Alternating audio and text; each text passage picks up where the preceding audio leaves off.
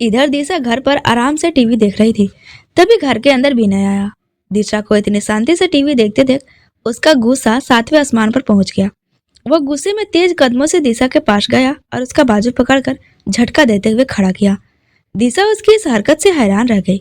वह कुछ समझ पाती इससे पहले ही विनय ने उसे अपनी गोद में उठा लिया। घर पर इस वक्त उनके अलावा कोई और नहीं था, इसलिए विनय उसे सीधे अपने कमरे में ले गया और उसे बेड पर पटक दिया। दिशा ने बेड से उठने की कोशिश की, लेकिन उसकी कमर में हल्का दर्द होने लगा। विनय को यह देखकर बुरा लगा, लेकिन वह तुरंत दिशा के पास गया और उसकी कमर सहलाने लगा। उसके ऐसा करने से दिशा को थोड़ी राहत मिली, लेकिन उसने विनय का हाथ हटाते हुए कहा, छोड़ो मुझे, पहले खुद ही दर्द देते हो और फिर खुद ही मरहम लगाने आते हो। विनय ने गंभीरता से जवाब दिया, क्योंकि तुम्हें दुख, दर्द, हंसी और खुशी देने का हक सिर्फ मुझे है। दिशा उसकी इस बात पर कुछ नहीं बोली और उसकी आंखों में देखने लगी। विनय उसकी कमर को फिर से हल्के हल्के सहला रहा था। कुछ पल बाद दिशा को अचानक कुछ याद आया और वह बोली, लेकिन तुम इतने गुस्से में क्यों हो? दिशा का सवाल सुनकर विनय के दिमाग में ऑफिस की बातें आ गई, साथ ही दिशा की शादी के लिए हामी भरना, सब एक साथ घूमने लगा। उसके हाथ की पकड़ दिशा की कमर पर और टाइट हो गई। इससे दिशा को दर्द हुआ और उसने गुस्से में कहा, विनय क्या कर रहे हो? दर्द हो रहा है मुझे, छोड़ो मुझे। विनय ने तुरंत उसके कमर से हाथ हटाया और उसकी बाजू पकड़ते हुए गुस्से में कहा, दर्द हो रहा है, पर मेरे दर्द का क्या? मेरी तकलीफ कौन देखेगा? दिशा उसकी बात समझ नहीं पाई। उसने हैरानी से पूछा, तुम क्या कह रहे हो? मुझे कुछ समझ नहीं आ रहा है। विनय ने गुस्से और बेबसी में कहा, तुमने शादी के लिए हाँ क्यों की? प्यार मुझसे और शादी किसी और से? अब जाकर दिशा को विनय की बात का मतलब समझ में आया। वह शांत स्वर में बोली, हाँ मैंने शादी के लिए हाँ की, लेकिन सिर्फ तुम्हारी वजह से। विनय ने हैरानी से पूछा, मेरी वजह से? मैंने क्या किया? दिशा उसकी ओर देखकर बोली, मैंने हमेशा तुमसे कहा था कि हमारे रिश्ते के बारे में भाई से बात करो, लेकिन तुमने हर बार यह कहकर बात टाल दी कि अभी सही वक्त नहीं है, और जब सही वक्त आएगा तब बात करोगे, लेकिन वह सही वक्त तुम्हारे लिए कभी नहीं आया। अब जब भाई ने मेरे लिए किसी और को चुना है तो तुम्हें क्यों तकलीफ हो रही है? दिशा की बातों में गुस्सा और ताने दोनों साफ झलक रहे थे। विनय उसकी हर बात महसूस कर रहा था। अब उसे समझ में आ रहा था कि उसे दिशा की बात मान लेनी चाहिए थी। विनय ने उसकी बात का जवाब देते हुए धीरे से कहा, तुम जैसा कहोगी मैं वैसा करूंगा, लेकिन प्लीज इस शादी के लिए इनकार कर दो। दिशा ने उसे गंभीरता से देखा और कहा, ठीक है मैं शादी के लिए मना कर दूंगी, लेकिन मेरी एक शर्त है। क्या शर्त? विनय ने पूछा। दिशा ने सख्त लहजे में कहा, तुम्हें अभी इसी वक्त भाई से हमारे रिश्ते की बात करनी होगी। विनय को उसके जवाब की उम्मीद यही थी। वह गहरी सोच में पड़ गया। दिशा ने विनय को खामोश देखा तो दरवाजे की ओर बढ़ गई।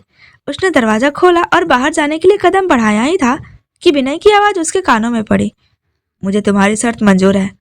दिशा उसकी बात सुनकर पलटी और दौड़ते हुए विनय के गले लग गई। विनय ने भी उसे अपनी बाहों में भर लिया। उसकी आंखों में बेचैनी की जगह अब सुकून साफ झलक रहा था। शाम के समय वेद और परिवार के बाकी सदस्य हॉल में बैठे थे। दिशा ने विनय को कोहनी मारकर वेद से बात करने का इशारा किया। विनय घबराते हुए उठ खड़ा हुआ और वेद के सामने जाकर खड़ा हो गया। विनय को अपने सामने खड़ा देखकर वेद ने उसे भौवें चढ़ाकर देखा। विनय को समझ नहीं आ रहा था कि अपनी बात कैसे शुरू करे। वह हमेशा वेद से एक दोस्त की तरह बात करता था, लेकिन आज उसे एक भाई से बात करनी थी। उसने दिशा को देखा जो गुस्से में उसे घूर रही थी। दिशा का इशारा साफ था, अगर आज विनय ने बात नहीं की तो वो शादी के लिए हाँ कर देगी। विनय ने अपनी गहरी सांस ली और खुद को संभालते हुए कहा, भाई मुझे आपसे कुछ बात करनी है। वेद ने कहा, बोलो। विनय ने झिझकते हुए कहना शुरू किया, मैं और दिशा बचपन से एक दूसरे को प्यार करते हैं। दिशा ने हमेशा अपने प्यार का इजहार किया, लेकिन मैंने कभी नहीं किया। मैं चाहता था कि आप मुझे गलत न समझे, लेकिन जब से आपने उसकी शादी किसी और से करने की बात की है, मैं खुद को रोक नहीं पा रहा हूँ। मुझे ऐसा लग रहा है मेरा सुकून मुझसे दूर जा रहा है और मैं यह बर्दाश्त नहीं कर सकता। इसलिए मैं आज आपके सामने अपना दिल खोलकर रख रहा हूँ। मैं आपसे दिशा का हाथ मांगता हूँ, प्लीज उसे मुझसे दूर मत करिए। बदले में आप जो कहेंगे मैं करने को तैयार हूँ। अपनी बात कहकर विनय ने गहरी सांस ली और वेद के चेहरे को देखा। वेद का चेहरा बिना किसी भाव के था। वेद का चेहरा देखकर विनय को निराशा होने लगी। उसने सिर झुका लिया। तभी अचानक सभी के हंसने की आवाज सुनाई दी। उसने हैरानी से सिर उठाया और सबको हंसते हुए देखा। आपसे भी ऐसे क्यों हंस रहे हो? विनय ने उलझन भरे स्वर में पूछा। आदि ने ठहाका लगाते हुए कहा, आपकी शक्ल देखकर लग रहा है जैसे अभी रो दोगे। आदि की बात को आगे बढ़ाते हुए तृष्णा ने चिटकी ली। आदि को और ज्यादा उलझन हुई। तभी वेदिका मुस्कुराते हुए उसके पास आई और बोली, ये सब इसलिए हंस रहे हैं क्योंकि आप बेवकूफ बन गए। मतलब? मैं बेवकूफ कैसे? विनय ने भौं में चढ़ाते हुए सवाल किया। वेदिका ने मजाकिया लहजे में जवाब दिया, मतलब ये कि हम सभी को पहले से ही आपके और दिशा के बारे में पता था और ये सब दिशा के कहने पर ही हुआ है। उसने हमसे नाटक करने को कहा था। यह सुनते ही विनय हैरान हो गया। उसने तुरंत पलटकर दिशा को देखा जो पेट पकड़कर हंसे जा रही थी। उसकी इस हंसी ने विनय को और चिढ़ा दिया। वह गुस्से से वेद की तरफ मुड़ा और पूछा, जब तुझे सब कुछ पता था तो मेरे सामने वो नाटक क्यों किया? और तुम्हें हमारे बारे में कब से पता था? वेद ने शांत स्वर में कहा, शुरू से। दिशा मुझसे कभी कोई बात नहीं छुपाती। तो सब झूठ था, यानी दिशा की शादी? विनय की आवाज अचानक रुक गई। वेद ने उसकी बात को बीच में ही काटते हुए कहा, होगी, और वो भी 2 दिन बाद। वेद के इस ऐलान को सुनकर सभी चौंक गए। केवल कमला जी को पहले से सब पता था, इसलिए उन्होंने कोई प्रतिक्रिया नहीं दी। इतनी जल्दी? वेदिका ने चौंकते हुए पूछा। वेद ने दृढ़ता से कहा, शादी आज हो या कल क्या फर्क पड़ता है, रहना तो दिशा को यही है, इसलिए मैंने सोचा कि इसे जल्दी से निपटा दिया जाए। और हाँ, ये शादी सिर्फ दिशा की ही नहीं बल्कि आदि की भी हो रही है। इस बात ने सबको हैरानी में डाल दिया। सबसे ज्यादा परेशान आदि लग रहा था। उसकी धड़कन तेज हो गई। वेदिका ने पूछा, पर लड़की कौन है? वेद ने मुस्कुराते हुए कहा, उसे आप सभी जानते हो। वेद की यह बात किसी को समझ नहीं आई। इससे पहले कि कोई कुछ कह पाता, वेद ने आदि को इशारा करके कहा, आदि स्टडी रूम में आओ, मुझे तुमसे कुछ बात करनी है। इतना कहकर वेद वहां से चला गया। उसके जाते ही आदि ने एक बार फिर वेदिका को देखा और भारी कदमों से स्टडी रूम की तरफ बढ़ गया। कुछ देर बाद वेद और आदि स्टडी रूम से बाहर आए। वेद सीधे अपने कमरे की तरफ चला गया, जबकि आदि सभी के पास आया। अब उसके चेहरे पर अलग ही चमक थी। विनय कर उसकी यह खुशी खटकी। उसने पूछा, अब तुझे क्या हुआ? तू इतना खुश क्यों हो रहा है? आदि ने चहकते हुए जवाब दिया, भाई मेरी शादी किसी दूसरी लड़की से नहीं बल्कि तृष्णा से हो रही है। विनय ने भौं में चढ़ाते हुए कहा, तो इसमें खुश होने वाली बात क्या है? इस पर जवाब दिशा ने दिया तो उसने मुस्कुराते हुए कहा, वो इसलिए क्योंकि ये दोनों एक दूसरे को चाहते हैं। ये सुनते ही विनय हैरानी से आदि की ओर देखने लगा। आदि ने हल्की मुस्कान दी। वहीं तृष्णा शर्माते हुए वहां से भाग गई। उसकी यह शर्मिंदगी देखकर सबको हंसी आ गई। और 2 दिन बाद आज शादी का दिन था। इन 2 दिनों में शॉपिंग करने का समय नहीं मिला, इसलिए वेद ने सभी इंतजाम घर पर ही करवा दिए थे। वह खुद सारा काम देख रहा था। पूरे बंगले को पीले और लाल रंग के पर्दों से सजाया गया था। इन पर्दों पर हरी पत्तियों और बैंगनी फूलों का इस्तेमाल किया गया था, जिससे सारा माहौल बेहद खूबसूरत लग रहा था। विनय और आदि एक कमरे में तैयार हो रहे थे। वहीं दिशा और तृष्णा को तैयार करने के लिए बड़ी बड़ी ब्यूटिशियन आई हुई थी। नीचे वेद मेहमानों का स्वागत कर रहा था। वहीं वेदिका घर के काम में दौड़ भाग कर रही थी। मंडप पे पंडित जी शादी की अग्नि जला रहे थे। कुछ देर बाद उन्होंने दूल्हे को बुलाने के लिए कहा। वेद ने वेदिका को इशारा किया। वह तुरंत दुल्हन को बुलाने उनके कमरे में पहुंच गई। वेदिका ने कमरे में जाकर दोनों को देखा तो दोनों पूरी तरह से तैयार थे। वह मुस्कुराते हुए उनकी नजर उतारने लगी। भाभी कैसा लग रहा हूँ? आदि ने सेहरा हटाते हुए पूछा। वेदिका ने उसकी बलाई लेते हुए कहा, आज आप दोनों बहुत अच्छे लग रहे हो। आपको देखकर तो सारी लड़कियां पागल हो जाएंगी। आदि ने हंसते हुए जवाब दिया, बस अपनी वाली फ्लैट हो जाए यही बहुत है। यह सुनते ही विनय ने उसके सिर पर हल्की सी चपत लगाई और कहा, चल अब जल्दी, पंडित जी कब से बुला रहे हैं। तभी वेद कमरे में आया और बोला, कितनी देर कर रहे हो? मंडप में पंडित जी तुम्हारा इंतजार कर रहे हैं। वेदिका ने कहा, मैं इन्हें लेकर जा रही हूँ। वेद ने मुस्कुराकर कहा, तुम दिशा और तृष्णा को लेकर आओ, मैं इन्हें ले जाता हूँ। वेदिका सिर हिलाकर वहां से चली गई। वेद आदि और विनय को गार्डन में लेकर आया और मंडप में बिठा दिया। पंडित जी मंत्र पढ़ने लगे। कुछ देर बाद उन्होंने दुल्हनों को बुलाने को कहा। वेदिका दोनों दुल्हन यानी तृष्णा और दिशा को लेकर आई। दोनों ने लंबा घूंघट कर रखा था। तृष्णा को आदि के पास और दिशा को विनय के पास बिठा दिया गया। पंडित जी ने मंत्रोच्चारण के बाद फेरे शुरू कर दिए। दोनों जोड़ों ने फेरे लिए और फिर वापस बैठ गए। इसके बाद मंगलसूत्र पहनाने का समय आया। आदि ने तृष्णा को और विनय ने दिशा को मंगलसूत्र पहनाया। सिंदूर भरने की बारी आई। दोनों ने अपनी अपनी दुल्हन के माथे पर सिंदूर भरा। पंडित जी ने घोषणा की, शादी संपन्न हुई, अब आप दोनों बड़ों का आशीर्वाद लें। चारों उठकर खड़ी हो गए। तभी अचानक गाड़ियों का काफिला आकर रुका। पहली गाड़ी से काले कपड़े पहने एक आदमी बाहर आया। उसने तीसरी गाड़ी का दरवाजा खोला तो रॉबर्ट बाहर आया। रॉबर्ट को देखते ही वेद आगे बढ़ा, लेकिन वेदिका ने उसका हाथ पकड़कर रोक लिया। तुम यहाँ क्यों आए हो? तुम यहाँ क्यों आए हो? वेद ने गुस्से को दबाते हुए पूछा। अपनी बेबी से मिलने, रॉबर्ट ने तृष्णा की ओर इशारा करते हुए कहा। वेद ने हल्के गुस्से में कहा, ये क्या बकवास कहे? ये बकवास मत करो, जानते भी हो वो इस घर की बहू है। रॉबर्ट ने उसकी बात को नजरअंदाज करते हुए तृष्णा से कहा, चलो बीभा डार्लिंग। वेद गुस्से में तमतमाता हुआ रॉबर्ट की ओर बढ़ा, लेकिन वेदिका ने उसे रोक लिया।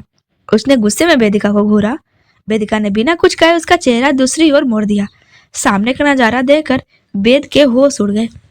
रॉबर्ट के बुलाते हुए तृष्णा यानी बीभा ने घूंघट उठाया और चुनरी सिर से हटाकर फेंक दी। फिर वह बड़ी अदा के साथ रॉबर्ट के बगल में खड़ी हो गई। यह देखकर सभी चौंक गए। क्या हुआ? चौंक गए? लगता है बेचारे को झटका लगा है, रॉबर्ट ने एक तीखी मुस्कान के साथ कहा। सभी सदमे में खड़े थे। दिशा ने घूंघट और विनय ने अब तक सेहरा हटा दिया था। वे दोनों भी हैरान थे, क्योंकि उन्हें विश्वास नहीं हो रहा था कि तृष्णा यह सब कर सकती है। तृष्णा के सामने आकर कमला जी खड़ी हो गई और उससे बोली, आखिर तुमने ऐसा क्यों किया? मेरे घर में रहकर हम सभी के साथ विश्वासघात किया। ये सब करके तुम्हें जरा भी शर्म नहीं आई? कमला जी की बातों का तृष्णा पर जरा भी असर नहीं हुआ। उसने चेहरे पर पछतावे की जगह एक घमंडी मुस्कान थी। उसकी मुस्कान देखकर कमला जी ने कहा, अरे कुछ तो शर्म करो, हमसे माफी मांगने के बजाय बेझिझक खड़ी हो। तुम जैसी लड़की को तो चुल्लू भर पानी में डूब मरना चाहिए। ए बुढ़िया, बस बहुत हुआ। देख रहा हूँ तू कब से अपनी बकबक बकबक किए जा रही है। रॉबर्ट, जो कमला जी की बातें सुनकर गुस्से में था, तमतमाते हुए बोला, रॉबर्ट, अपनी जुबान संभाल कर बात करो, वो मेरी दादी हैं। विनय ने गुस्से में कहा, मगर रॉबर्ट ने उसे नजरअंदाज कर दिया। वहीं बेद की मुठ्ठियां भीज गई। उसकी बंद मुठ्ठियों को देखकर रॉबर्ट तिरछा मुस्कुराया। अब रॉबर्ट बेद के सामने जाकर खड़ा हो गया। उसने बेद के चेहरे को देखकर कहा, आज तेरा हारा हुआ चेहरा देखकर मुझे बहुत खुशी महसूस हो रही है। तेरे लिए तेरा परिवार ही गुरूर था ना, आज मैंने उसी गुरूर को तोड़ दिया है। मैं जानता था तुझे बल से नहीं छल से हराया जा सकता है। और मजे की बात बता दूं, जिस तरह इंसान की जान तोते में होती है, उसी तरह तेरी कमजोरी तेरे अपने हैं। इसलिए मैंने तेरी उसी कमजोरी का फायदा उठाया और आज देख तू मेरे सामने हारा हुआ खड़ा है। इतना कहकर रॉबर्ट ने सेरा बांधे आधे की ओर देखकर अपने गार्ड से कहा, ले चलो इस चुज्जे को। उसके गार्ड आगे बढ़े ही थे कि बेद की आवाज आई, एक बार दूल्हे की मुंह दिखाई तो कर लो। यह सुनते ही रॉबर्ट और तृष्णा दोनों के कदम रुक गए। रॉबर्ट पलटा और अपने गार्ड को इशारा करके कहा, इसका सेरा हटाओ। रॉबर्ट के आदेश पर गार्ड ने जाकर सेरा हटा दिया, मगर सेरा हटते ही रॉबर्ट और तृष्णा के होश उड़ गए, क्योंकि वह आदि नहीं था, वह कोई और था। वहीं उस दूल्हे को देखकर बाकी सभी हंस दिए। दूल्हा बहुत ही काला था। उसके बाल घास की तरह खड़े थे और उसके दांत लंबे लंबे और बाहर निकले हुए थे। वह मुंह फाड़कर तृष्णा को ही देख रहा था, जिससे वह बहुत ही फनी लग रहा था। तृष्णा को यह देखकर नफरत होने लगी। क्या हुआ? सदमा लगा? रॉबर्ट के पास आकर वेद ने कहा तो रॉबर्ट उसे गुस्से से घूरने लगा। तभी वेद ने कहा, अभी एक सरप्राइज बाकी है। इतना कहकर उसने गेट की ओर इशारा किया। सबका ध्यान उस ओर गया जहां से एक ब्लैक कार आई और सबके सामने रुकी। कार से आदि बाहर निकला। उसे देखते ही तृष्णा गुस्से में आ गई और रॉबर्ट जम गया। आदि ने कार से निकलकर अपना हाथ आगे किया, जिसे एक लड़की ने थाम लिया था। लड़की दुल्हन के जोड़े में थी। आदि और वह लड़की वेद के पास आकर खड़े हो गए। लड़की को देखकर तृष्णा और रॉबर्ट दोनों शौक हो गए। उनके चेहरे देखकर वेद ने डेविल स्माइल देते हुए कहा, क्या हुआ? लग रहा है बेचारे को सदमा लगा है। रॉबर्ट गुस्से में वेद की ओर बढ़ा और उसके गाल पर पंच मार दिया। वेद के होठों से खून बहने लगा। यह देखकर आदि और विनय आगे बढ़े, लेकिन वेद ने हाथ उठाकर उन्हें रोक दिया। अब वेद रॉबर्ट की ओर घूम गया और बोला, कैसा लगा सरप्राइज? तुझे क्या लगा सिर्फ तू ही मेरे साथ गेम खेल सकता है, मैं नहीं? और फिर थोड़ा रुककर बोला, अब तेरे दिमाग में यह सवाल उठ रहा होगा, यह सब मैंने कैसे किया? सही कहा ना? रॉबर्ट बिना कुछ कहे उसे देखता रहा। वेद ने आगे कहा, मुझे तो इस तृष्णा पर उसी दिन शक हो गया था जब यह पहली बार मेरे घर आई। इसने विनय से कहा कि यह किडनैप थी और तुम इसे टॉर्चर करते हो। लेकिन इसके चेहरे से ऐसा लग ही नहीं रहा था। इसकी चोटें ताजी थी। समझ गया था कि यह सब सोची समझी साजिश थी। वेद तृष्णा की ओर देखते हुए बोला, और तुम्हें एक अच्छी कहानी बनानी चाहिए थी। जिस लड़की की तुमने कहानी बताई वह वेदिका की बहन है। तुम्हारी सच्चाई बाहर आ सकती थी। तृष्णा गुस्से में चीख पड़ी, तुम्हें यह सब कैसे पता चला? वेद मुस्कुराया और बोला, तुमने जो सोचा वह गलत था। मुझे वेदिका ने कुछ भी नहीं बताया। उसके इतना कहते ही सभी की आंखें हैरानी से बड़ी हो गई, यहाँ तक कि वेदिका की भी। वेद उसके सामने खड़ा था। माहौल गंभीर और रहस्यमय था। वह गहरी नजरों से सबको देख रहा था। अचानक उसने गहरी सांस ली और कहा, मुझे शुरुआत से सब कुछ पता था। यह सुनकर सब चौंक गए। रॉबर्ट जो पास ही खड़ा था गुस्से में बोला, क्या मतलब है तुम्हारा? वेद उसकी ओर मुड़ा और उसकी आंखों में देखते हुए बोला, मतलब ये कि वेदिका को मेरे पास भेजना तुम्हारी एक सोची समझी चाल थी। तुमने उसकी बहन सारिका को किडनैप कर लिया था और धमकी देकर उसे मेरे पास भेजा। यह सुनते ही कमरे में सन्नाटा छा गया। हर कोई हैरानी से एक दूसरे की ओर देखने लगा। वेद अब तृष्णा की ओर घूमा। उसकी आंखों में गुस्से की लहरें साफ दिखाई दे रही थी। उसने अपनी उंगली से तृष्णा की ओर इशारा करते हुए कहा, तुमने सोचा इस बेवकूफ लड़की को मेरे पास भेजकर अपना मकसद पूरा कर लोगे, लेकिन जब तुम्हें पता चला कि तुम सबके पीछे क्या खेल खेल रहे हो, तो मैंने पूरी सच्चाई अपने परिवार वालों को बता दी और हम सब ने तुम्हारे इस खेल का हिस्सा बनने का नाटक किया। रॉबर्ट के चेहरे पर अब तक की सबसे बड़ी हैरानी थी। उसने पूछा, तो फिर आदि और तृष्णा? वेद मुस्कुराया और जवाब दिया, आदि ने कभी इस लड़की से प्यार ही नहीं किया था। तुम्हारी योजना फेल हो चुकी थी। आदि का प्यार हमेशा से सारिका रही है। रॉबर्ट को जैसे एक और झटका लगा। वह गुस्से में अपनी जगह पर खड़ा हो गया। वेद ने उसकी ओर देखा और एक ठंडी मुस्कान के साथ कहा, अब तुम्हें यह सोचने की जरूरत नहीं सारिका और आदि कैसे मिले। उनकी कहानी कॉलेज से शुरू हुई थी, जहां दोनों के बीच दोस्ती से शुरू होकर प्यार पनपा, और जब तुमने सारिका को किडनैप कर लिया तो आदि की दुनिया ही बदल गई। उसी वक्त मैंने तुम्हारी असलियत जानने की ठानी। अब रॉबर्ट के पास कोई जवाब नहीं था। उसकी आंखों में क्रोध और हार का मिला जुला भाव था। वह गुस्से से भरा हुआ आगे बढ़ा और अपनी गन निकालकर वेद की ओर तान दी, लेकिन गोली चलाने से पहले ही पुलिस वहां पहुंच गई। पुलिस ने तुरंत कार्रवाई करते हुए रॉबर्ट पर गोली चला दी, जिससे उसकी गन जमीन पर गिर गई। पुलिस ने रॉबर्ट को काबू में कर लिया, लेकिन तभी कुछ ऐसा हुआ जिससे सबकी सांसें रोक दी। रॉबर्ट ने पुलिस वाले से रिवॉल्वर छीन लिया और दोबारा वेद की ओर निशाना साधा। वेद ने पलटकर देखा और उसकी आंखों में निडरता थी, पर गोली चलने से पहले ही उसका गार्ड बीच में आ गया और गोली उसे लग गई। सबकी चीखें गूंज उठी। इस बार वेद ने अपनी गन निकाली और रॉबर्ट के सीने में गोलियां दाग दी। रॉबर्ट वहीं जमीन पर गिर गया और उसकी सांसें थम गई। वेद ने पुलिस को इशारा किया और कहा, इसे यहाँ से ले जाओ और कुत्तों को खिला देना। पुलिस के जाने के बाद कमला जी ने गहरी सांस लेते हुए कहा, चलो इस मुसीबत से तो छुटकारा मिला। सबके चेहरे पर राहत थी। वेदिका जो अब तक चुप थी, सारिका के पास गई और उसे गले से लगा लिया। दोनों बहनें खुशी के आंसुओं में डूब गईं। थोड़ी देर बाद आदि, सीमा, विनय और दिशा घर के गेट पर खड़े थे। कमला जी ने सबसे पहले विनय और दिशा की आरती उतारी, फिर आदि और सारिका की। उन्होंने दिशा से कहा, आप चावल भरे लोटे को दाहिने पैर से गिराओ और आलते में पैर रखकर अंदर आओ। दिशा ने वैसे ही किया जैसे कहा गया था। इसके बाद सारिका ने भी वही किया और सबके चेहरे पर खुशी छा गई। हॉल में अंगूठी ढूंढने की रस्म होने वाली थी। 2 परातों में दूध और गुलाब की पंखुड़ियां भरी गई थी। सबसे पहले दिशा और विनय की बारी आई। दिशा ने पहली बार में ही अंगूठी ढूंढ ली, जबकि दूसरी बार विनय जीता। तीसरी बार दोनों ने एक साथ अंगूठी निकाली। अब आदि और सारिका की बारी थी। पहली बार आदि ने अंगूठी निकाली और घमंड से मुस्कुराया। दिशा ने चिढ़ाते हुए कहा, भाई अभी 2 राउंड बाकी है, ज्यादा खुश मत हो, मेरी भाभी जीतेगी। दूसरी राउंड में सारिका ने जीत हासिल की और तीसरे में भी वह जीती।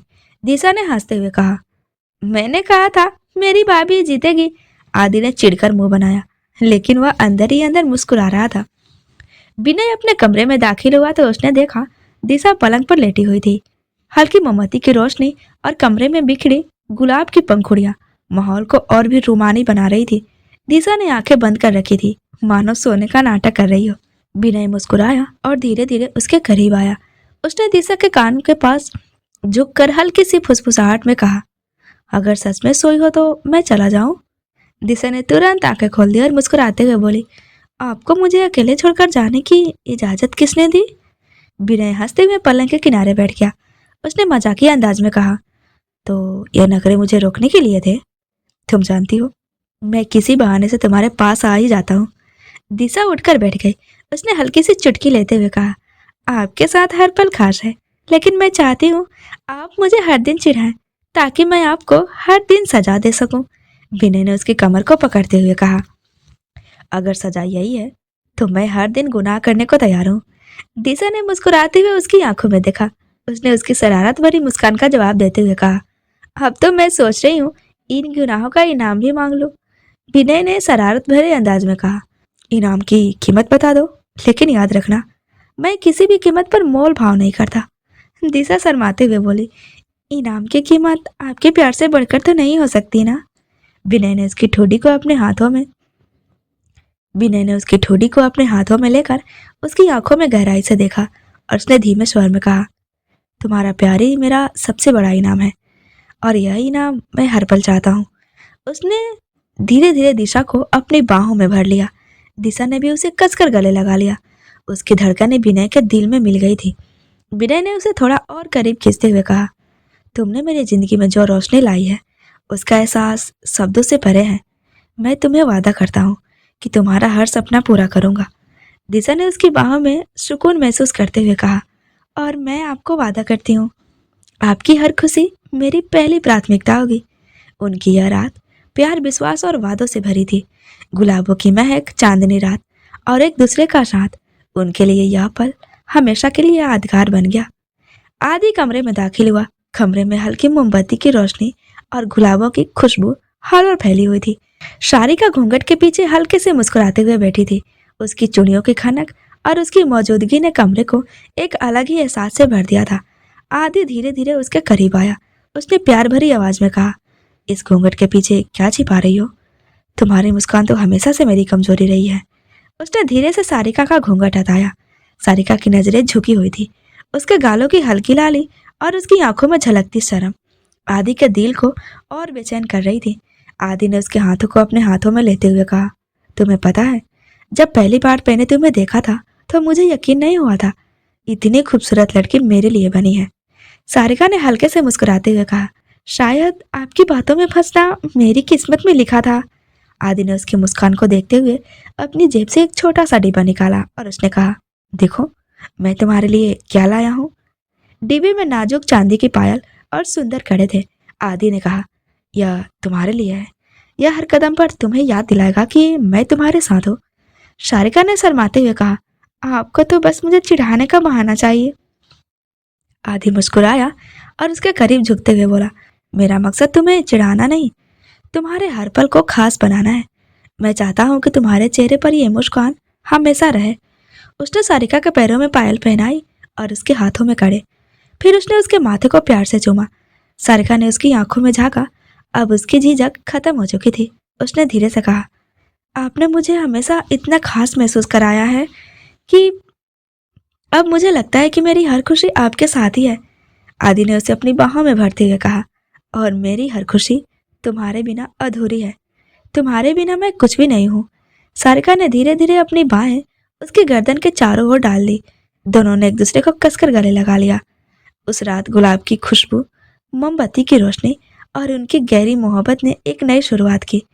उनकी रात सिर्फ एक पल का एहसास नहीं था, बल्कि उनके प्यार, विश्वास और जिंदगी भर के साथ का वादा था। बेद बालकनी में खड़ा था और वेदिका हल्के लाल साड़ी में वहां आई थी। चांदनी रात और ठंडी हवा माहौल को जादुई बना रही थी। वेद ने उसे देखा और मुस्कुराते हुए कहा, आज तो चांद भी तुमसे जल रहा होगा। वेदिका शर्माते हुए बोली, आपको तारीफ करना अच्छे से आता है, लेकिन मुझे पता है इसमें आपकी शरारत छिपी है।